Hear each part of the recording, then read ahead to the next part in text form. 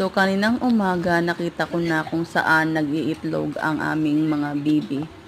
Meron kaming 6 na bibi guys at ang 3 ay mga lalaki at ang 3 ay mga babae.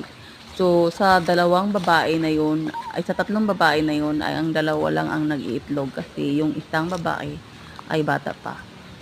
So, itong 2 babae ng mga 3 years na siguro silang nag-iitlog, mga ganon. So, kaya nagtataka ako minsan bakit 3 lang sa kanila ang umuwi. So, naglulumlum pala siya. So, ngayong araw na to ay tao pala. Kaya malaki ang tubig.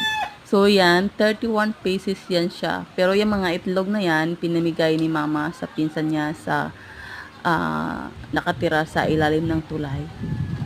So, ayan. So, yun lang.